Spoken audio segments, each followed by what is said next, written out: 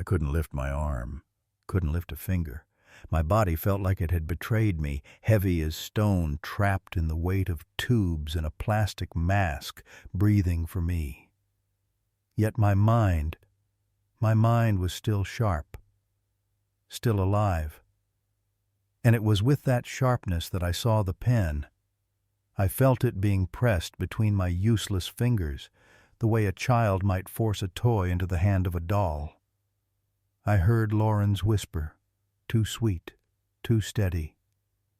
"Just sign, Dad. It's what the doctor wants."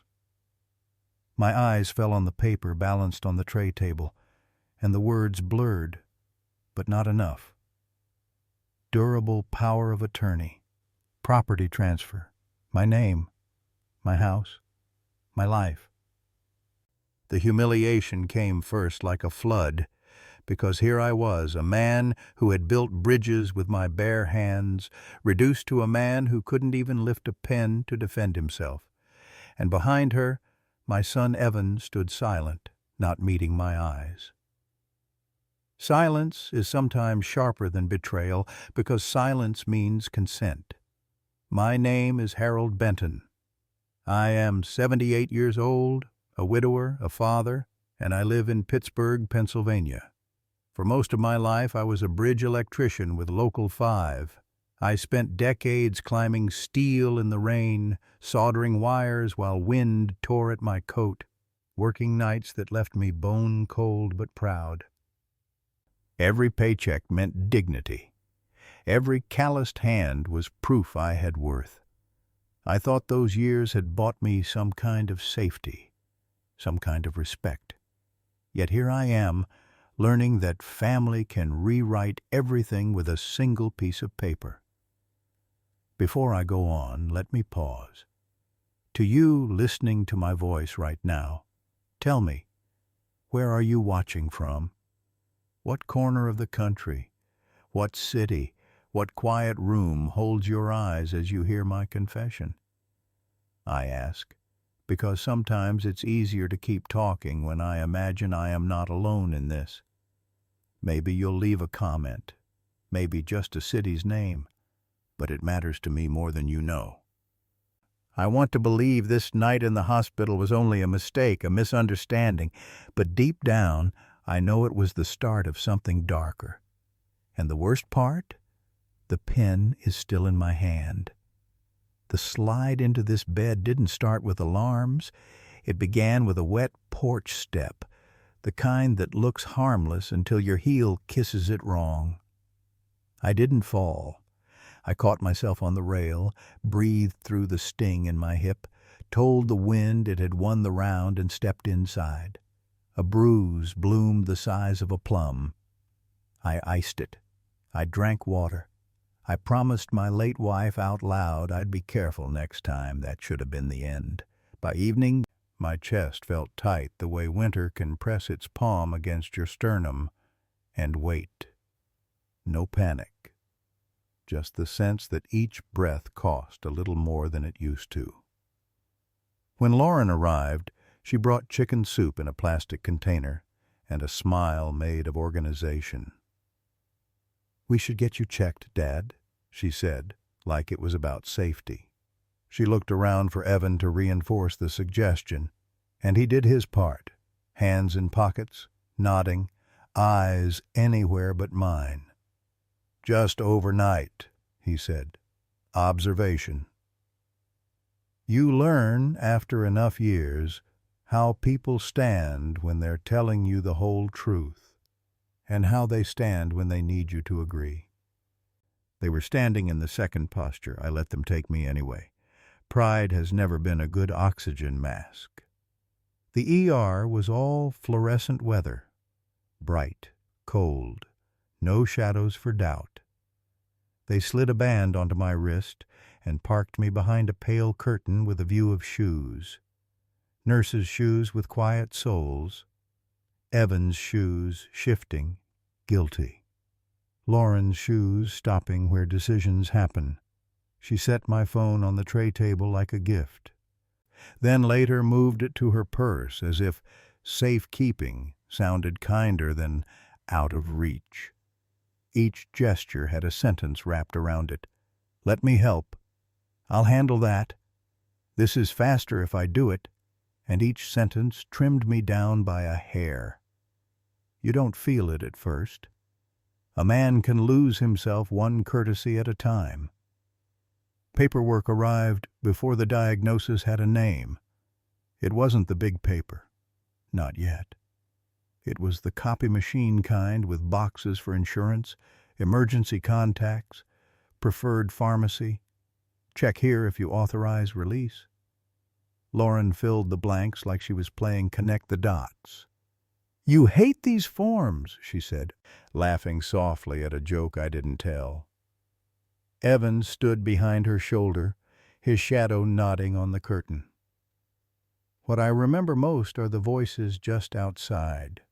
Not the words, the positioning of them. One voice too careful, capacity, guardianship, standard. Another too upbeat, we can streamline. Family is best. Between them, my name was a piece of equipment. Harold will, Harold can't, Harold should. There's a way a person says your name when they're placing a blanket over you, and a way they say it when they're fitting you to a plan. My name had become a size. I answered every nurse with steadiness. Pain? A 4. Dizziness? No. Allergies? Penicillin? I made eye contact, the old union trick for being treated like a man and not a chart.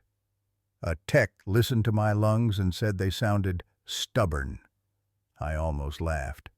Stubborn had gotten me through rivers of wind on half-built spans, through winters when wire bit fingers numb, through the night they called and said my wife was gone. And I drove anyway, gripping the wheel like it had answers. Stubborn isn't a flaw. It's a way to stand inside a storm. Hours blurred, like long roads do.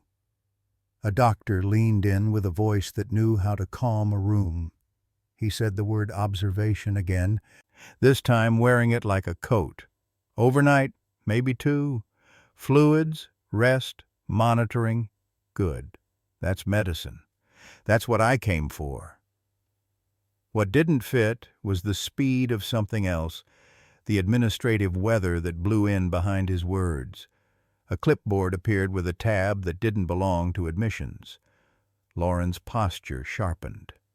Evan moved to the far side of the bed, studying the heart monitor the way a child studies an answer key he hasn't earned. When the nurse stepped out, I heard Lauren on her phone using a tone I've only heard at car dealerships and closings. Yes, that's fine. Earliest available. No. He's lucid now, but fatigued. We can finalize when the notary arrives. Notary. That's not a thermometer. I shifted in the bed and felt the bruise argue. The mask hissed softly, the way a sleeping dog does when you step over it. Lauren noticed. Don't worry, Dad, she said, smoothing the blanket. I'm going to make everything easier. The blanket felt heavier for the kindness. I pictured my toolbox at home, the one with the old tape wrapped around the handle. I've always believed in tools you can name. Pliers, linesman, voltage tester. Notaries aren't tools you use for health. They're tools you use for control. When Evan finally met my eyes, it was for a second only. But there are seconds that last longer than some lives. His look said, We're already too far in. It said, I don't know how to step out without breaking her or you. It said, Forgive me in advance. I looked back the way a father does, steady, unblinking, making a place for a better choice he might still take. He didn't take it. He looked away. Near midnight, A nurse tugged the curtain halfway shut, like drawing a line where privacy once lived. Lauren whispered to someone on the phone, "Tomorrow's fine. He'll be tired. I'll guide his hand." Guide his hand. The phrase slid into me like cold water.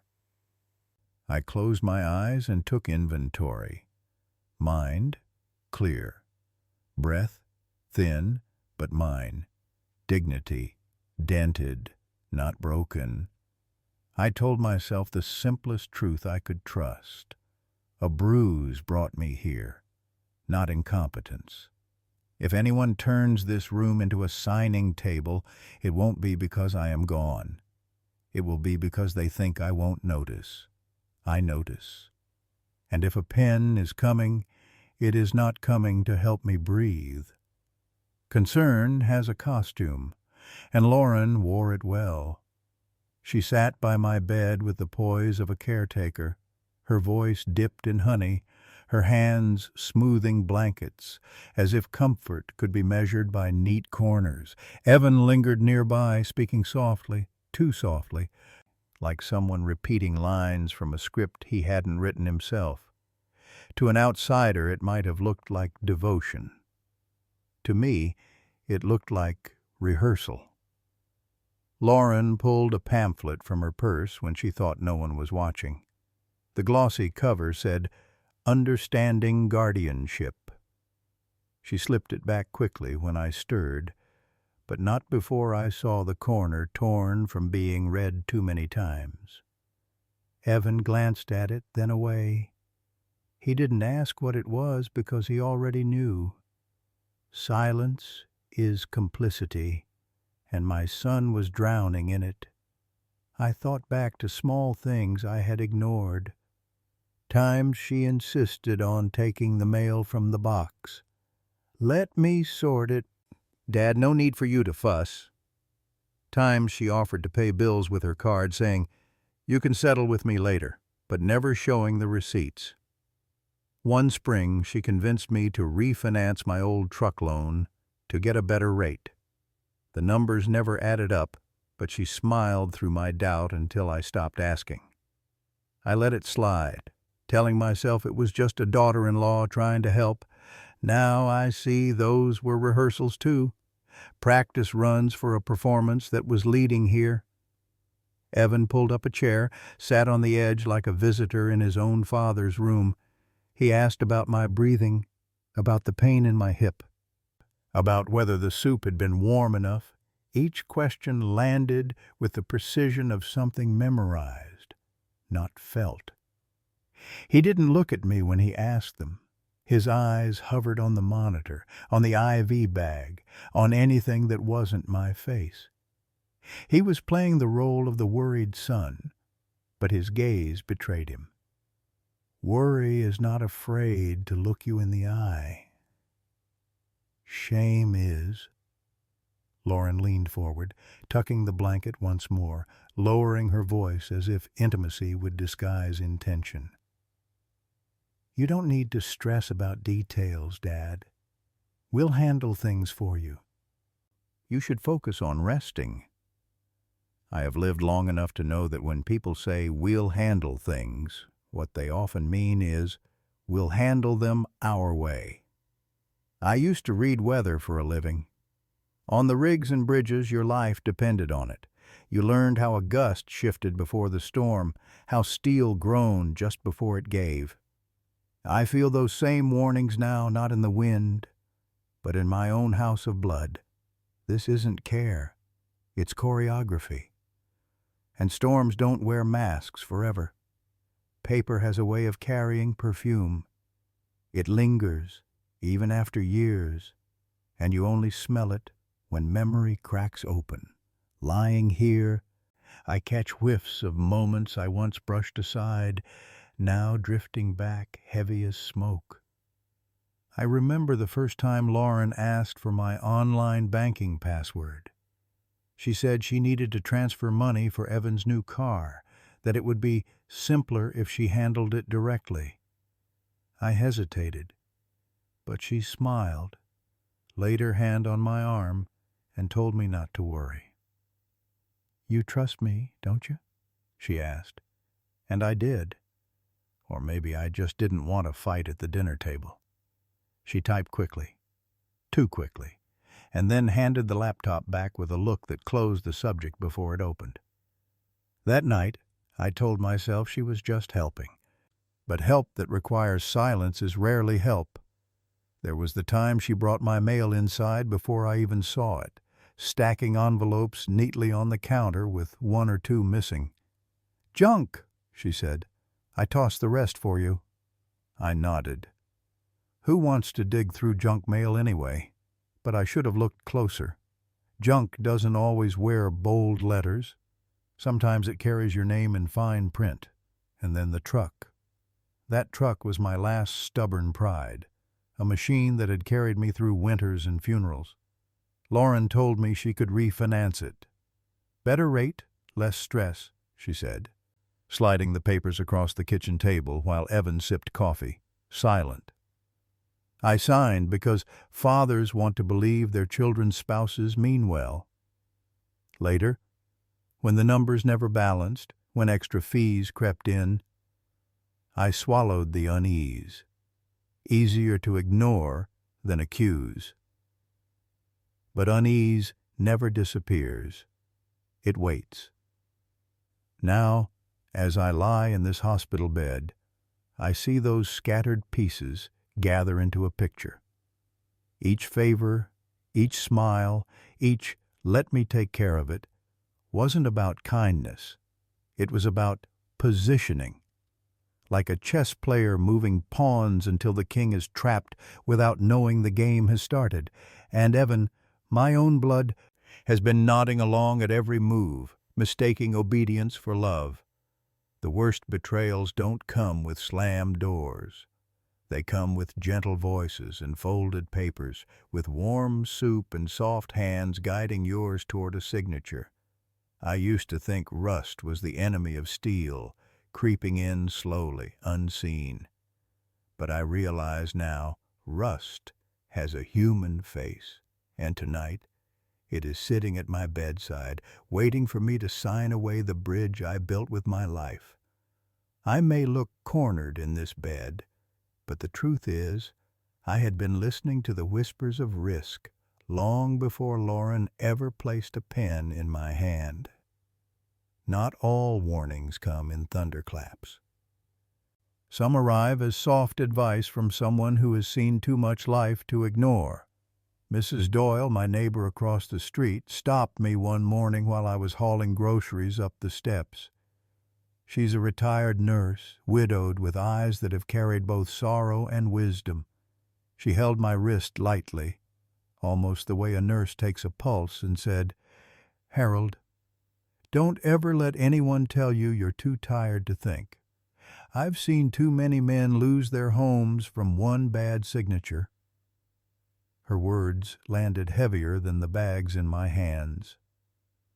That night, I sat at my kitchen table and recorded a simple video on my old phone, just me and the lamplight. I said my name, my age, the date, and then spoke clearly. I am of sound mind, and my choices are mine. It wasn't for pride. It was for proof. A week later, I walked to Mr. Langford's office. He's been our community lawyer for decades, the kind of man who knows which families are feuding and which deeds are worth more than the land they sit on. I told him I wanted to revoke the old power of attorney Evan once held. Mr. Langford nodded slowly, like he'd heard the story 100 times before but still knew the importance of mine.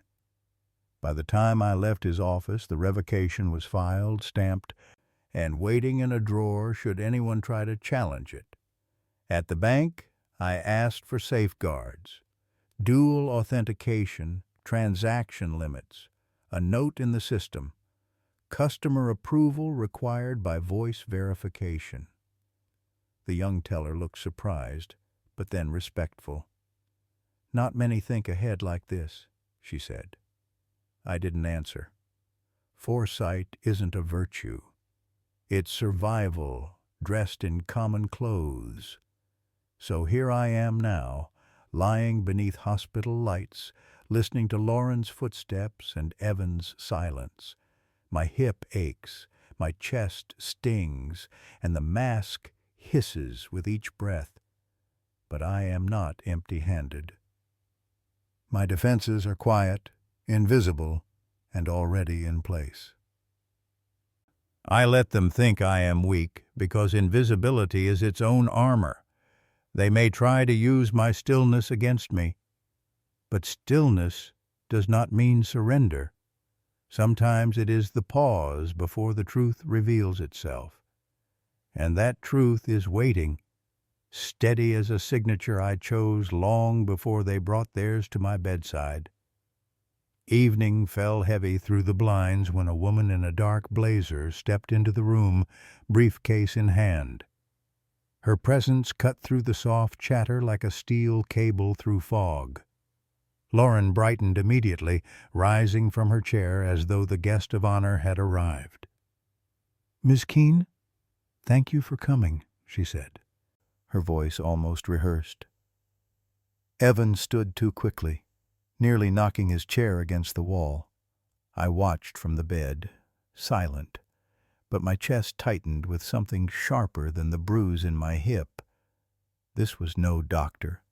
This was a notary. Ms. Keene set her briefcase on the counter and opened it with deliberate calm. Her eyes moved from the papers to me, then to Lauren, who hovered too close. "Mr. Benton," she said, addressing me directly, "I need to ask you a few questions." Her tone was professional but kind, the kind of voice used to measure truth. I nodded, grateful for the chance to speak. "Do you know who I am, and why I am here?" she asked. "Yes," I rasped, the mask hissing with my breath. "You're here to witness papers being signed. My daughter-in-law asked you to." Lauren leaned in quickly, cutting across my words. "He's tired, you know. It's been a long day. He just wants things handled smoothly." The interruption was her mistake. Ms. Keene turned her head slowly toward her, eyes narrowing, then back to me. "Mr. Benton," she continued, firmer now, "are you signing these documents of your own free will?" The question landed like a weight on the bed. I forced air past my throat. "I sign nothing unless I understand it." My voice was weak but steady. Lauren's smile cracked for a moment. Evan shifted his weight, staring at the floor tiles. Ms. Keene closed her folder. "I cannot proceed," she said simply, "unless I can confirm capacity and voluntariness without interruption. That means I will need to speak with Mr. Benton privately." Silence stretched across the room like a taut wire. Lauren's hand tightened on the blanket at my side, the grip of someone losing ground. "But he's exhausted," she said sharply, the honey stripped from her tone. "This is standard procedure." Ms. Keene's gaze held firm. "Standard procedure requires independence." The air grew thick.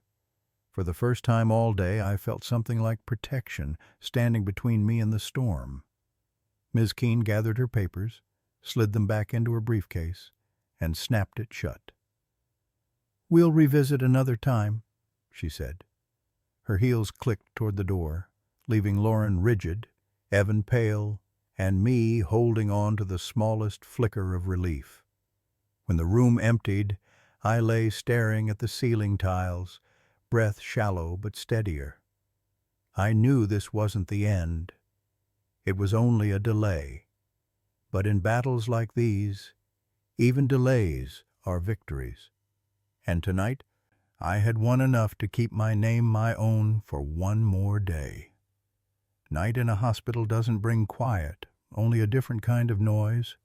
The hum of machines, the occasional shuffle of shoes, the muted laughter from a nurse's station. It was near midnight when the curtains stirred again, and Lauren slipped inside, Evan trailing like a shadow that had forgotten how to belong to its own body. No briefcase this time, no official voice, just her eyes sharp with the kind of urgency that stops pretending to be care. She pulled the papers from her bag, smoothing them on the tray table with hands too practiced. "Let's finish this, Dad," she whispered, pressing a pen into my fingers again. My hand lay limp, the plastic mask fogging with each shallow breath. The pen felt like a blade forced into the grip of a man too tired to hold a weapon. "Here," she said softly, guiding the tip to the line. "I'll help you. Just a stroke of your name." Evan stood at the foot of the bed, his arms crossed, his face turned away. He didn't move, didn't speak. He had become silence itself, and silence, I knew, is nothing but consent wearing a coward's face. I forced my thumb to move, just barely, sliding against the sheet until it brushed the corner of my phone. Hidden beneath the blanket, I tapped the screen twice. The faint vibration told me what I needed. Recording had begun. Every whisper, every sigh, every betrayal was now caught in the quiet teeth of technology. Proof that even a frail man could still defend himself without lifting his body. Lauren leaned closer, her perfume thick, her voice pressing down on me harder than her hand. "Don't make this difficult. Just sign. Think of Evan. Think of the family." But her words weren't about family. They were about possession. And Evan's silence was her accomplice. The pen scratched against the paper as she tried to guide my hand. My muscles rebelled, twitching weakly. Not enough to make letters, but enough to make resistance. She hissed under her breath, "Stop fighting me." The sound chilled me more than any winter night I had worked under open steel. Under the blanket, my phone kept its witness. My heart beat against the mask, loud in my ears, louder than her instructions. I thought of bridges swaying in storms, of nights when my life hung on a cable, and my grip alone decided if I would see morning. This felt the same. Except now, the fall wasn't mine alone. It was dignity, memory, legacy, all teetering on the edge of a signature. I couldn't push her hand away. I couldn't rise from the bed. But I could still hold the truth, and the truth, recorded in secret, was the only weapon I had left. The pen pressed harder. My body stayed still. But beneath the blanket, a red light blinked, and I knew, whatever happened next, I would not go unseen. The pen dug into my palm, her fingers tightening around mine like she could will my signature into being. "Just a stroke," Lauren urged, her voice breaking under the weight of impatience. My breath rattled against the mask, the sound of a man drowning in air he could not own. Evan stood rigid at the foot of the bed, a statue carved from guilt and silence. The papers trembled on the tray table, half beneath her grip, half beneath mine. The moment was about to collapse. Then the curtains snapped back. The sudden flood of light from the hallway made Lauren freeze. Charge nurse Mariella Ortiz stepped inside, her eyes sharp as steel, her presence filling the room with an authority that no family claim could rival. And behind her, calm as a witness, came Ms. Keene, the notary, briefcase in hand. "Stop," Mariella said, her voice carrying the weight of command. "This isn't happening." Lauren's hand jerked away from mine, the pen clattering against the sheets. Evan's head dropped. But too late. Miss Keene set a folder on the counter, her fingers precise. "Mr. Benton's revocation of prior powers of attorney is on file," she said evenly. "Any attempt to override that is invalid." The silence broke in the only way it could. Evan blurted, his voice cracking with panic. "Lauren said if we didn't get this tonight, we'd lose the transfer. She said we had to—" He stopped, words collapsing under their own weight. But the damage was done. In one breath, he had confirmed everything. Lauren's face hardened, the mask of care shattered beyond repair. Mariella's hand hovered near the call button, ready to summon more staff if needed. Ms. Keene closed her briefcase with a quiet click that sounded louder than any gavel. I sank back into the bed, my chest heaving, my strength frayed. The mask hissed its steady rhythm, but for the first time that night the air I breathed felt like mine. They had tried to turn my weakness into a signature. Instead, their own voices had betrayed them. The storm had broken open. And though I was still lying in that bed, frail and trembling, I knew the battle had shifted. What was whispered in shadows now stood in the light. And once the truth has been spoken, it can never be taken back. When the door finally closed behind Lauren, escorted by two firm hands in security uniforms, the room collapsed into a silence that felt almost unnatural. No voices pressing me, no perfume hanging in the air, no papers laid out like a trap. Just the steady hiss of the mask and the mechanical beep reminding me I was still here, alive, waiting, breathing. Evan sank into the chair by the window, his shoulders folding inward, his face buried in his palms. He didn't look like a man anymore. He looked like a boy caught in a storm too strong for him, the boy I once picked up from the pavement when his knees bled from falling off his bicycle. But now the wounds were inside, and I wasn't sure they could be cleaned with water and a bandage. He didn't speak. Not right away. His hands twitched, restless, as if they wanted to shape words in the air but couldn't find their way. I watched him through half-lidded eyes, my body weak but my mind awake. Betrayal doesn't always end with shouting. Sometimes it ends like this, with a son sitting in the corner of a room, swallowed by the quiet he helped create. The victory didn't feel like triumph. It felt hollow, like a house after the furniture has been stripped. I had stopped their plan, but I hadn't stopped the ache in my chest that asked, again and again, how did we come to this? Machines beeped, my breath rattled, and Evan sat there shrinking deeper into silence. And I realized the fight ahead wasn't just about papers and signatures. The fight was deciding what to do with the silence left behind. Morning crept in through the blinds, gray and thin, carrying with it the weariness of a night too heavy to forget. The hallway buzzed with the soft rhythm of nurses beginning their rounds, but my room was still. I had barely slept. My body was restless, though not from pain, more from the echo of what almost happened. The pen, the whisper, the betrayal dressed as care. A knock came, sharp but polite. When the door opened, it wasn't a nurse. It was Mr. Langford, my attorney, his coat draped over one arm, his briefcase balanced in the other. He didn't waste words. "Harold," he said quietly, "let's talk." He laid a folder on my lap, and together we sifted through the evidence.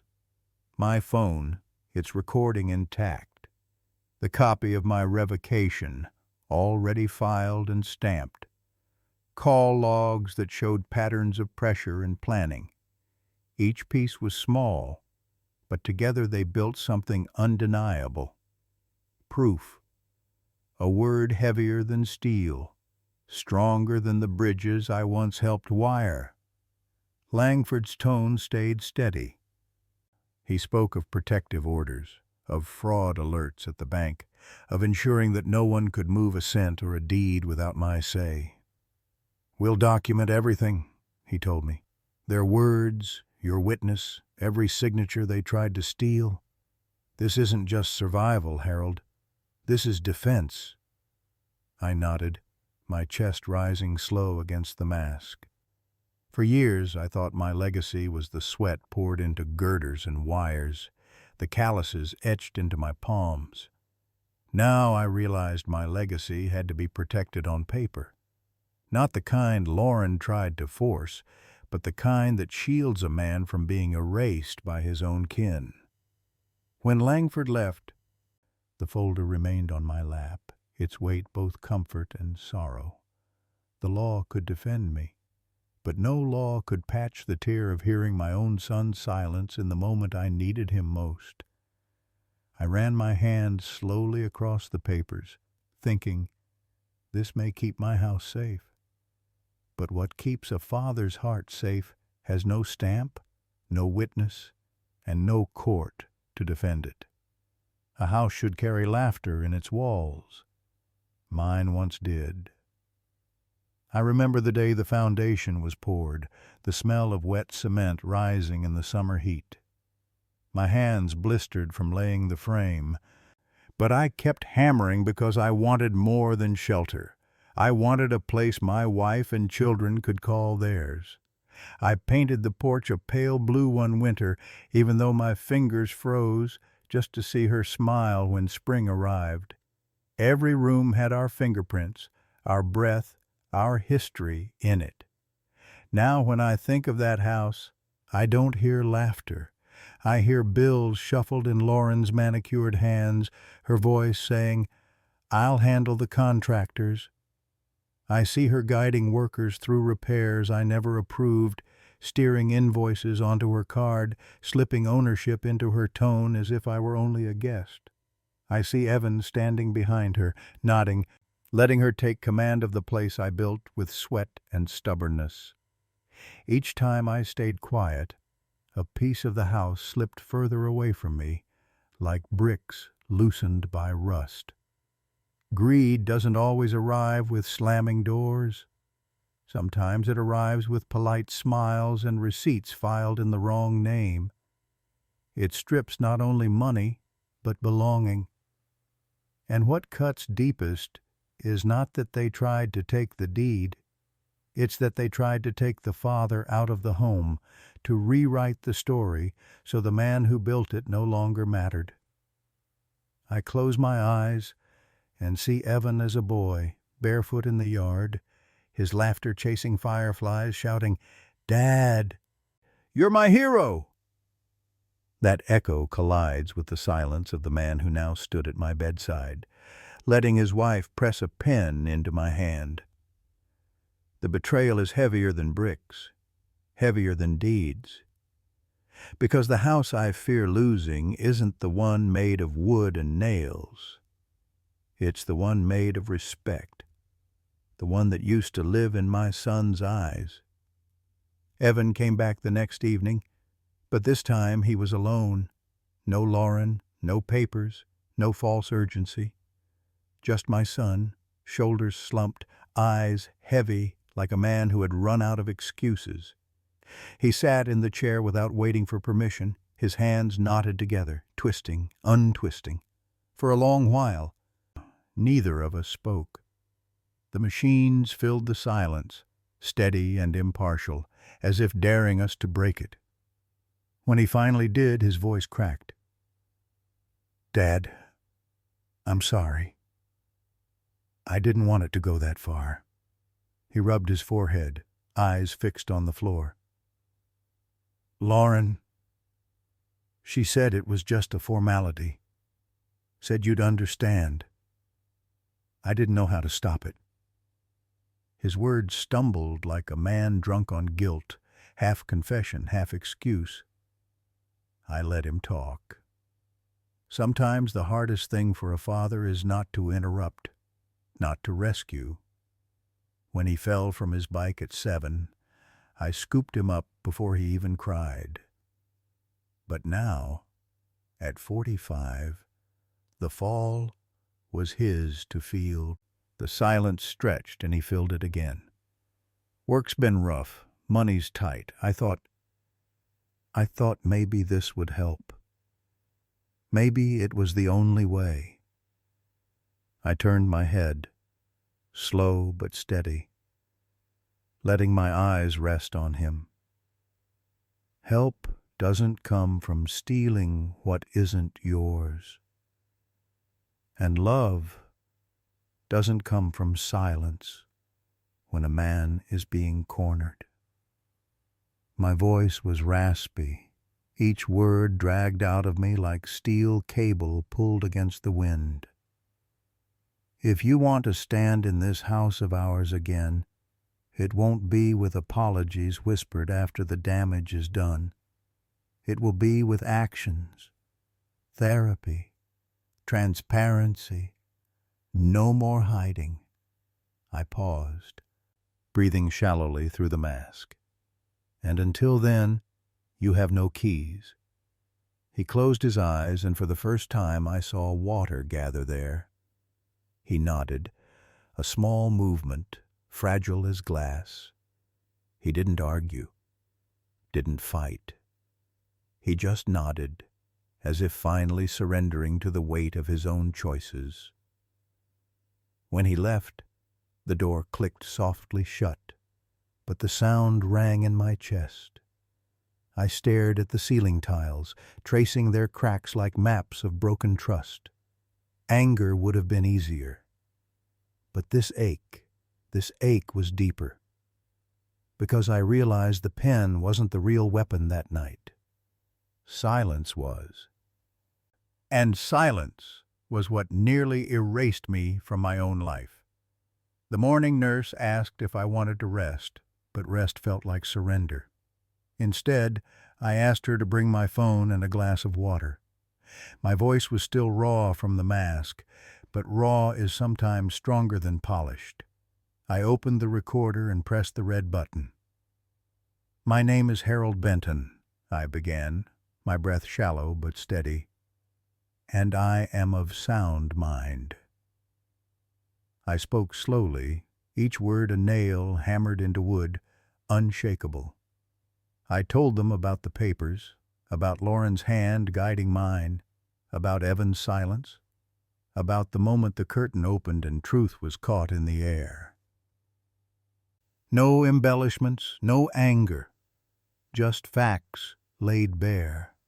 Because facts, when spoken clearly, are their own defense. When I finished, my chest ached, but my spirit steadied.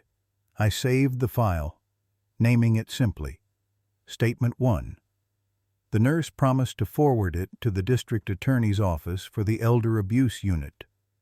I thanked her with a nod. Sometimes survival depends not on fists or strength, but on knowing when to put your story in someone else's hands. And now I want to pause. To you listening, wherever you may be, tell me, where are you watching from? Have you ever lived a moment when family became stranger? When silence cut sharper than words? Leave it in the comments, not for me alone, but for others who need to know they are not isolated in their pain. I lay back against the pillow, the light buzzing above me. Papers may guard a house, lawyers may guard a bank, but truth spoken aloud, that guards a man's dignity. And tonight, I still have mine. Discharge came quietly, a signature on a clipboard, a nurse's smile that felt like real kindness, and the slow shuffle into daylight. My hip ached with every step, but pain was nothing new to me. Pain I could endure. What I couldn't endure was leaving myself unguarded again. So I went straight from the hospital, not to my house, but to Mr. Langford's office. He welcomed me with the gravity of a man who had seen too many families split by ink and paper. We sat across his worn oak desk as he spread out forms that didn't steal but protected. "We'll put a transfer on death designation on the deed," he explained. "That way the property moves directly to Maya when the time comes. No interference, no games." He drafted a living trust as well, naming her successor trustee, layering safeguards like bricks in a wall. We added clauses that froze transfers without my direct approval, locked accounts against sudden withdrawals, and placed every safeguard we could summon between my name and their schemes. I signed each page with steady hands, not trembling ones. This was not surrender. This was defense. As the ink dried, I thought about the irony.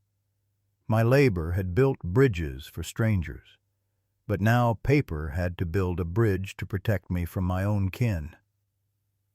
When I left, folder under my arm, I paused by the office window.